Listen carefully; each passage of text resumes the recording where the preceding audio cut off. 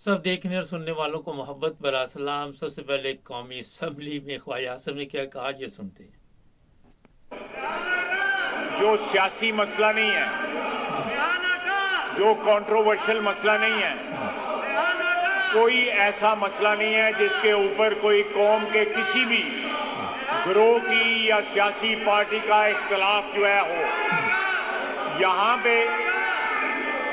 पे अक़लियतों को रोजाना कत्ल किया जा रहा है।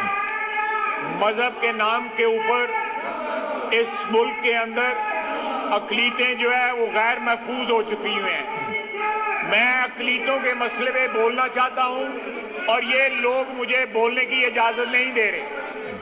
मैं एक नहायत सेंसिटिव मसले पे बोल रहा हूं जिसकी वजह से पाकिस्तान सारी दुनिया में शर्मिंदा हो रहा है और ये मुझे बोल नहीं रहे, ये अपने सियासी मफादात का तहफ़्फ़ुज़ कर रहे हैं, हमें गालियां दे रहे हैं। लफ्ज़ जो है यहाँ पे हरामज़दगी जो है इस्तेमाल किया गया, आपने खुद सुना है। इन्होंने ये भी कहा कि ये तुम्हारे बाप का हाउस नहीं है, ये भी आपने सुना है। मैं जब एक ऐसे मसले पे बात करना चाहता हूं जिसमें कोई इख्तिलाफ नहीं है, उसके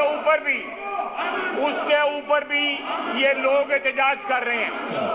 पाकिस्तान में कोई मजहबी अक़लियत इस वक्त महफूज नहीं है। हमारे मुसलमानों के अंदर जो छोटे फिरके हैं वो भी महफूज नहीं है। ये एक शर्म की बात है, एक ऐसी बात है जिसमें पूरी कौम को शर्मसार होना चाहिए, लेकिन इनको ना शर्म आ रही है ना हया आ रही है। ये देखें, ये बात सुने।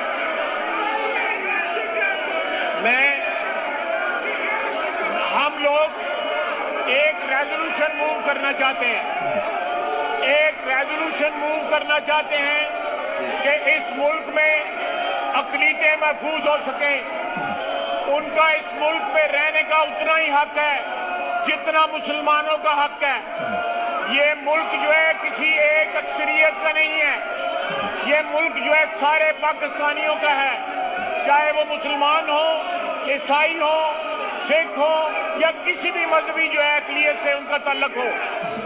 इस मुल्क के अंदर इस वक्त अक़लियतें, ईवान के अंदर इस वक्त अक़लियतों की नुमाइंदगी है। हमारा आइन जो है वो अक़लियतों को तहफ़्फ़ुज़ देता है, लेकिन अमली तौर पे अगर देखा जाए तो यहाँ पे गिरोह जो है वो कभी सवात में कत्ल करते हैं, कभी सरगोदा में कत्ल करते हैं, कभी फैसलाबाद में कत्ल करते हैं। ये कौम के लिए लम्हा फिक्रिया है, शर्म का बायस है। और जब इस मौजू पे पाकिस्तान के सबसे बड़े ऐवान में अगर बात की जाती है तो ये जो है उस बात का जो है गला गूंद रहे हैं, उस आवाज का गला गूंद रहे हैं ताकि इस मौजू के ऊपर बात ना हो सके। ये अपने जाती मफादात का तहफ़्फ़ुज़ कर रहे हैं, कौमी मफादात का तहफ़्फ़ुज़ नहीं कर रहे। जो ये मसले उठाना चाहते हैं मैं उसका भी जवाब दूंगा, इस हाउस में जवाब दूंगा, लेकिन पहले नाज़रीन, ये आपने देख लिया कि सब्जी मंडी बनी हुई है और किसी को कोई दिलचस्पी नहीं। अगर आप देखें तो जिस कौमी असम्बली में इस वक्त ये सब लोग बैठे हुए हैं, इसी कौमी असम्बली से ऐसे फैसले करवाए गए जिसकी वजह से आज वहाँ पाकिस्तान में कोई भी महफूज नहीं। ये तो कह रहे हैं ना कि अक़लियत, मेरे हिसाब में तो लफ्ज़ी अक़लियत जो वो गलत है, पाकिस्तानी बात ख़त्म। मगर क्योंकि इन्होंने अपने अपने मकसद के लिए मज़हब को इस्तेमाल किया, जितने ये सियासी लोग वहाँ पे बैठे हुए हैं, इनसे पहले आए या इनके बड़े थे, बाप दादा थे, भुट्टो के ज़माने से लेकर आज तक सियासी मकासद के लिए अक़लियत का लफ्ज़ जो है उसको इस्तेमाल किया गया। ये ख्वाजा आसिफ यहाँ पे कौमी असम्बली में ये भी बोलने से डर रहा है कि जो अहमदियों पे वहाँ पे जुल्म हो रहा है। यहाँ बहुत से लोग कहते हैं, हमारे यकूब साहब भी कहते हैं, उनसे भी आज किसी वक्त प्रोग्राम करेंगे कि नहीं जनाब वो तो सब कुछ ठीक चल रहे, लेकिन ठीक नहीं चल रहा। और ये वान फैसला करेगा, मुझे ये पहले बताइए कि आइन में बताया जा रहा है जी अक़लियत जो है उनके लिए तहफ़्फ़ुज़ है। पहले तो आइन आपका है किधर? जो आप कौमी असम्बली में लोग बैठे हुए हैं, सवाल ये है कि क्या आप आइन के तहत यहाँ पे पहुँचे? उसमें तो ईमानदारी का भी जिक्र होगा ना आइन में कि नहीं है।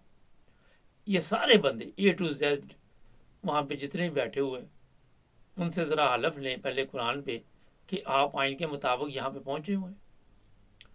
नंबर 2 जो बात है वो ये है कि नस्ल दर नस्ल लोगों को बर्बाद करने वाले ये सियासतदान, ये उलमा, ये जर्नैल, अब उनको कहते जी हम ठीक करते हैं। यहाँ पे लोगों का बच्चा ख़राब हो जाए, वक़्त पे उसकी तरबियत ना हो सके या किसी वजह से, तो बाद में वो वक़्त गुजर जाए तो वो ठीक नहीं होता। आप क्या समझते कि ये कौम ठीक होने वाली है?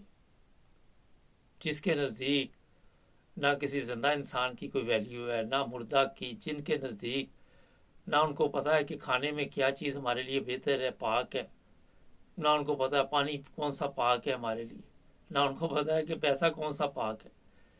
जहाँ पे A to Z हरामज़दगी मैं नहीं बोल रहा। जब मैं कहता हूँ हराम खोर, तो यहाँ पे लोग कहते हैं जनाब आप ये लफ्ज़ ना बोला करें।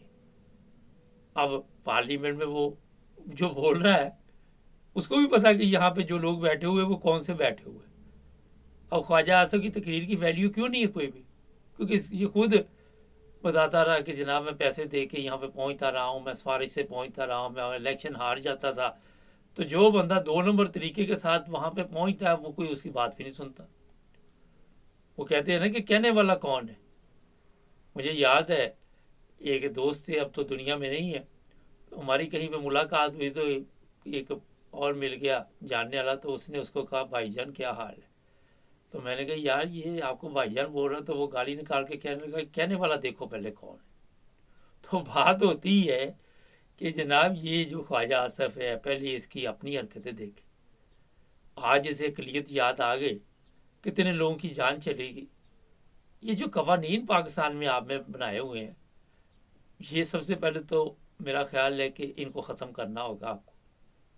और आप समझते हैं कि ये अवान इस काबिल है, ये जर्नैल इस काबिल है, ये अवाम इस काबिल है?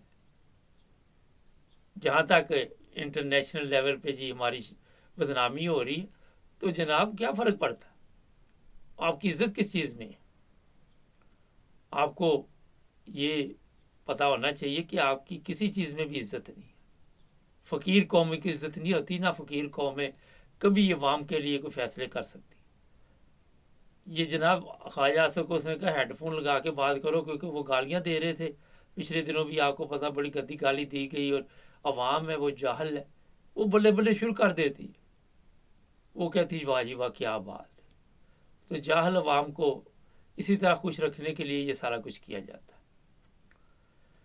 तो जनाब पाकिस्तान में वहाँ पे ये जो कुछ आपने कवानीन बनाए थे, उससे अहमदियों को जो नुकसान हुआ, ईसाइयों को हुआ, दूसरे लोगों को हुआ, मगर महफूज आप भी नहीं है।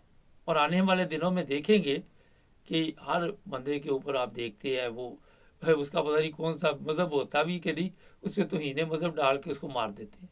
तो इनको अपनी फिक्र है कि कल को हमें ना कोई मार दे। और ये मैं आपको बता देता हूँ कि तौहीन मज़हब के लिए इतनी आगे निकल चुके हैं कि वापस आना बड़ा मुश्किल है। ये कौम वापस नहीं आ सकती। इसके ऊपर अभी एक अज़ाब आया, वो एक बड़ा अज़ाब आएगा, उसमें से शायद कोई ऐसी एटमी जंग लगे जिसमें से कोई 4-6 लाख 10 लाख बच जाएंगे, जिनको फिर दिमाग ठीक हो जाएगा। आप क्या समझते हैं? ये आजकल तो घर में 2 बच्चे या 1 बच्चा ख़राब हो जाए तो उसे ठीक करना मुश्किल है। तो इतनी बड़ी ये जहालत की जो जहालत का पंडोरा बॉक्स है, इसे ठीक करना करना आसान है। तो जनाब अली ये मैं बता देता हूँ, जो कुछ इनके बड़ों ने भुट्टो के ज़माने में किया था, देख ले क्या हो गया उस कौम का। बेड़ा गर्क हो गया, हर चीज़ का बेड़ा गर्क। इस पे सारा दिन भी बोलते रहते, काम है। प्रोग्राम को सब्सक्राइब करें। आज इस पे 1-2 लोगों को भी लाइन पे लेने की कोशिश करेंगे। जुड़े रहे हमारे साथ।